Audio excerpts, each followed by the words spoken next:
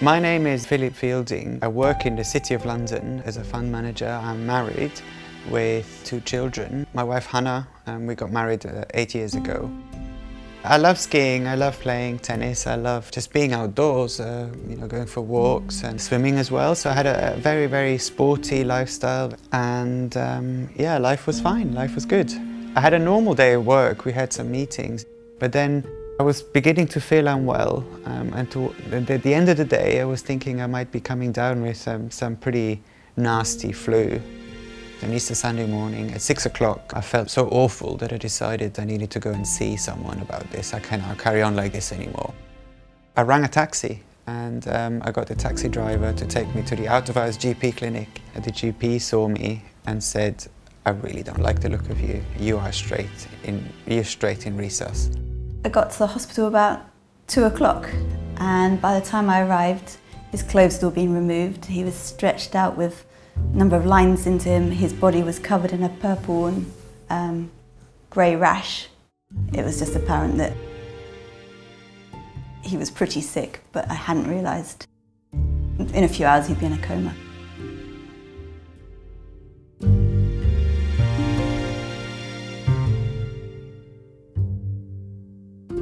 A nurse came to get me and said, do I want to go and see Philip now? I didn't really know what to expect, having been a few hours, and he was in a small room in isolation. I was asked to gown up straight away and go in and speak to Philip, who was lying, looking quite happy actually. He was certainly more comfortable because he'd got the oxygen on and he was propped up in bed. To this day, not entirely sure if I even realised how ill I was. I was getting quite teary and my nose was running and the snot was coming out under my mask. And then Philip said, "You're really embarrassing. Why are you crying?" And I said, "Because I think this is serious." It became evident once he was here on intensive care that this was going to be more serious. He was in multi-organ failure. He was requiring lots and lots of drugs to keep his blood pressure up, antibiotics. He was on a ventilator. His acid level was huge. To the extent we wanted to get him on the kidney machine, the dialysis, to try and help and clear that.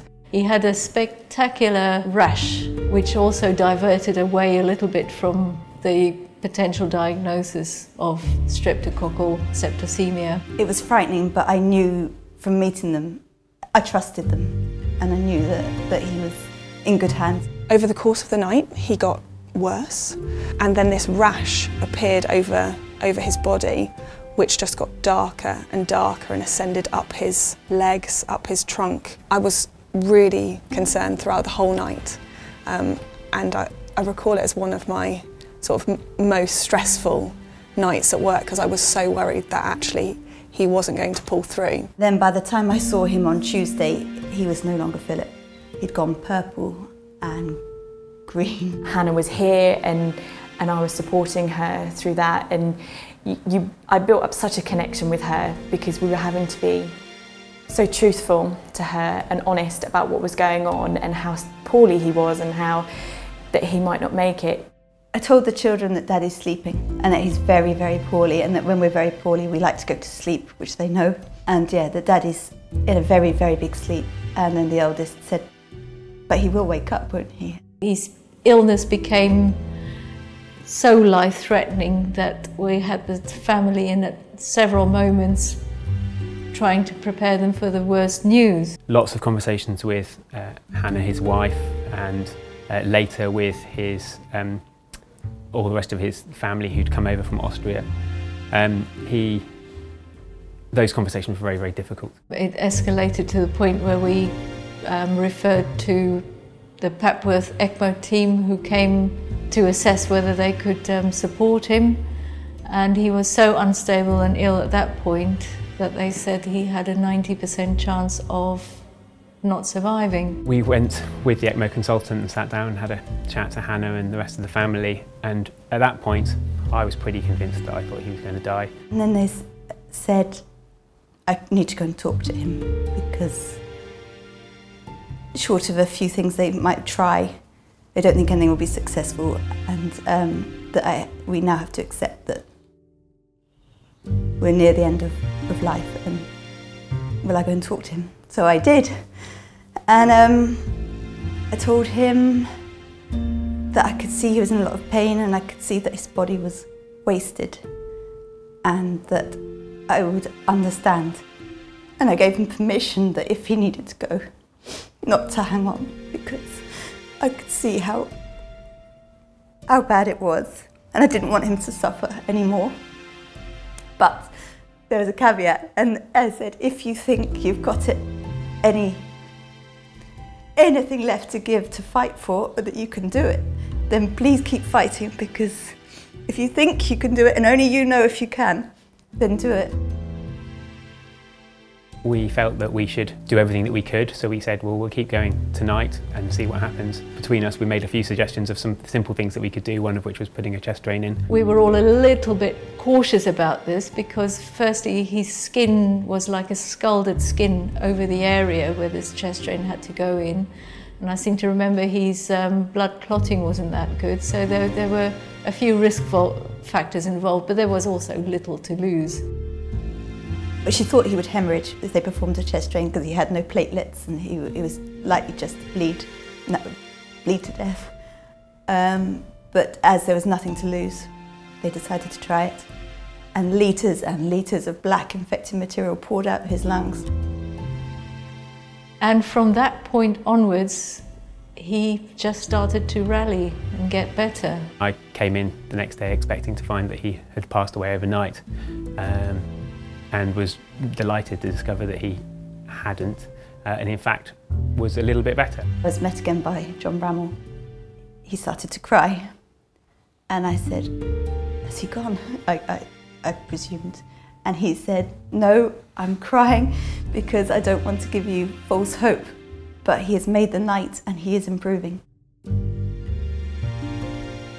He was in a coma for about 2 weeks, but by day 10 he was sort of coming in and out of consciousness. So they don't just wake them up, they gradually come up. So if I shouted Philip, he'd turn his head and look at me. John Bramall said it's very likely that Philip will at least lose some toes, if not more, a number of fingers, and there's a chance he could be brain damaged. And we won't know until he's woken up. And that in some ways is more frightening than losing him. When I was brought round from the coma, I was still not 100% understanding what was happening to me. This only came later.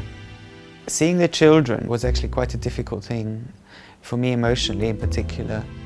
I was later told that my son Oscar said that unless he was told that this was actually his daddy, he wouldn't have recognized me, and that was incredibly, incredibly difficult to actually come to terms with. Toby can't remember his father ever having legs, even though he was 3, and Oscar was just fascinated by the stumps. He still is. He doesn't even realise he's doing it. Philip wheels in without his prosthetics on, he'll rub, just stroke his legs, twiddle with them. It just doesn't seem to bother him. Philip was a perfect candidate of someone that was completely determined to do better and to get better very quickly.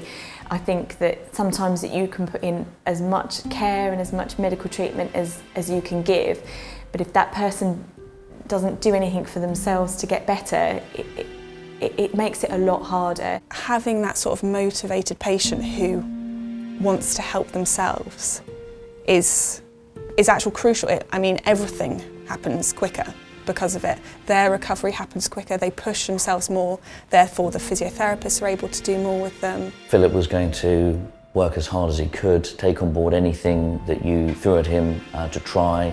He was always game, he'd never say no. I mean, if he said no to a therapy session, it's because he really really couldn't at that particular time. When you can go home knowing that you've made a difference, that you may have done one thing to change someone's outcome of their hospital stay, or even just to relieve their pain. I think you go home feeling so satisfied that it doesn't really matter about money, and it makes you want to come in the next day and do it all again. I have to stop myself sometimes and think, what a privileged position we are to be able to support people at the most difficult times of their life. They're so professional and so good at their job, but yet they still manage to be human. There's a real variety and a real range of